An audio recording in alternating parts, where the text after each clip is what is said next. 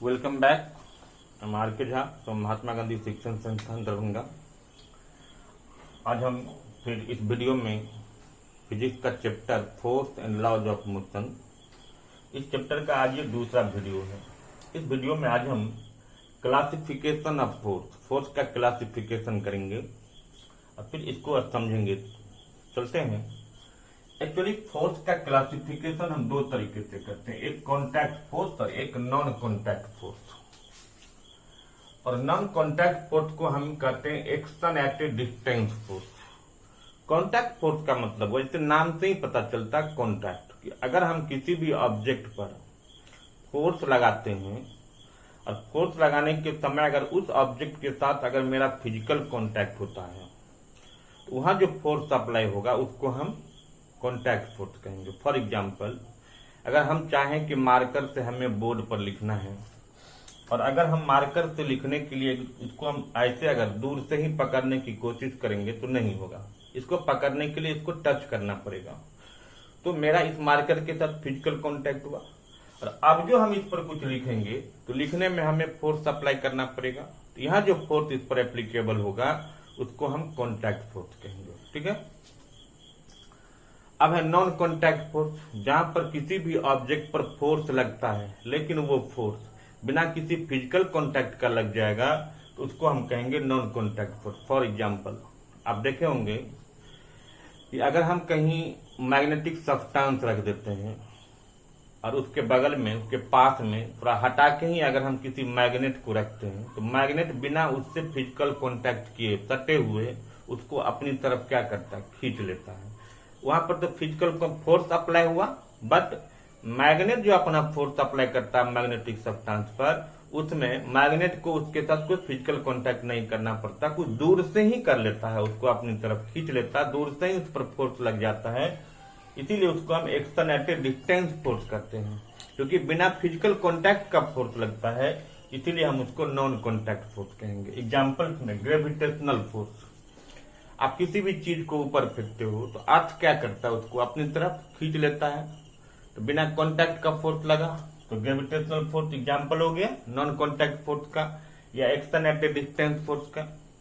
Electrical force आप सुने होंगे कि अगर हाई वोल्टेज का कोई वायर जाता रहता है, उसके पास को जाता है तो बिजली का तार उसको अपनी तरफ क्या करता है, बिना सटे हुए भी अगर पास में भी जाते हैं तो उसको खींच लेता है। तो वो भी क्या होगा, अभी मैंने मैग्नेट का एग्जाम्पल दिया तो magnetic force, electrical force, gravitational force, ये एग्जांपल्स हुआ नॉन कॉन्टैक्ट फोर्स का, यानी action at A distance force. Clear.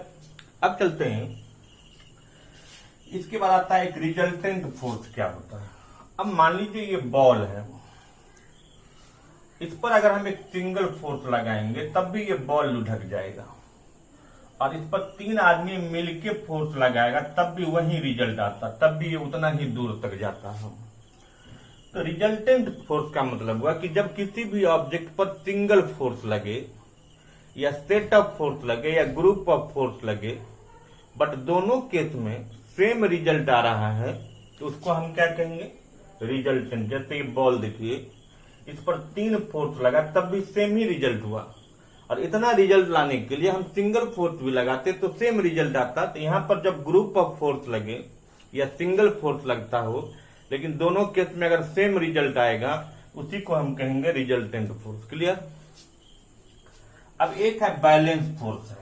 Balance force का मतलब क्या होता है, देखिए ये एक बॉक्स हम बनाए हैं, इस बॉक्स में हमने 4 एरो दिया है, एक ऊपर की तरफ, एक नीचे की तरफ, एक इधर एक इधर। ये कोई आदमी है, ये आदमी मान लीजिए इस बॉक्स को क्या करेगा, पुश करेगा।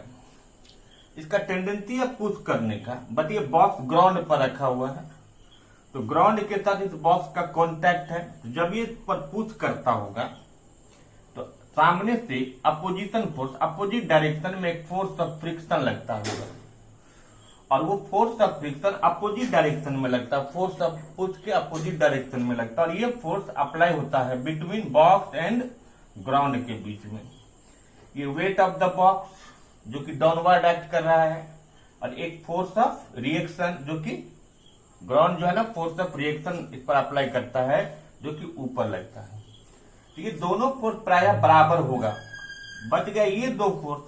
तो जब फोर्स ऑफ पुश और फोर्स ऑफ फ्रिक्शन जब दोनों बराबर हो जाएगा, इस केस में परिणाम ये होगा कि ये बॉक्स मूव नहीं कर पाएगा। जबकि फोर्स लग रहा है, लेकिन फोर्स लगने के बाद भी ये बॉक्स डिस्प्लेस नहीं होता, मूव नहीं कर पाता। क्यों नहीं किया? क्योंकि फोर्स ऑफ पुश और फोर्स ऑफ फ्रिक्शन बराबर होगा। तो जब फोर्स ऑफ पुश और फोर्स ऑफ फ्रिक्शन जब दोनों बराबर हो जाए, उस केस में फोर्स लगने के बाद भी कोई ऑब्जेक्ट मूव नहीं करता, और उसी को हम कहते हैं बैलेंस फोर्स। क्लियर? अब अगर फोर्स ऑफ पुश ज्यादा हो जाए और फोर्स ऑफ फ्रिक्शन कम हो जाए, तब क्या होगा? तब तो ये मूव करेगा। फिर यहां सवाल उठता है कि ये कम हो जाए और ये ज्यादा है, तब भी मूव करेगा। अगर इसका मैग्नीट्यूड ज्यादा होगा तो बॉक्स मूव करेगा, बट अपोजिट डायरेक्शन में करेगा। फोर्स ऑफ पुश ज्यादा होगा और ये कम होगा तो फोर्स के डायरेक्शन में मूव करेगा। लेकिन कंक्लूजन ये है कि जब ये दोनों बराबर नहीं होता, तो उस केस में ये बॉक्स मूव करता है, और ये movement due to force apply करने के चलते होता है। और वहां जो स्पेशल फोर्स लगता है, उसी को हम अनबैलेंस फोर्स कहेंगे। सपोज कीजिए एक बैलून है, बैलून का तो नॉर्मल शेप हम जानते हैं, उसको हम दोनों हाथ से कंप्रेस कर देते हैं। तो कंप्रेस करने के बाद उसका शेप और साइज क्या होता है? चेंज हो गया। तो शेप और साइज चेंज हो गया, जिसका मतलब इस पर कौन सा फोर्स लगा? Unbalance force. ठीक है? अगर एक बड़ा सा स्टोन ले लो, पत्थर, उस पर आप उसको कंप्रेस करो, नहीं दबता है। आप फोर्स तो लगाते हैं, बट वो कंप्रेस नहीं हुआ, तो वहां आपका फोर्स क्या हो जाएगा? बैलेंस हो जाएगा। क्लियर? अब जैसे यहां पर देखिए, सेम अगर ऐसा केस हो कि ये ज्यादा हो जाए और ये कम हो जाए, तो मूवमेंट होगा। तो जब फोर्स लगने के बाद ऑब्जेक्ट में मूवमेंट हो गया, तो उसको हम अनबैलेंस फोर्स कहेंगे। मूवमेंट नहीं हुआ तो हम उसको अनबैलेंस फोर्स कहेंगे। तो क्लासिफिकेशन ऑफ फोर्स में बेसिकली दो होता है, contact, non contact force. Non contact force के एग्जांपल्स हैं। फिर नया टर्म आता है रिजल्टेंट फोर्स, फिर बैलेंस फोर्स, अनबैलेंस फोर्स। तो आज हम इस वीडियो में इतना समझते हैं, फिर अगले वीडियो में। Thank you.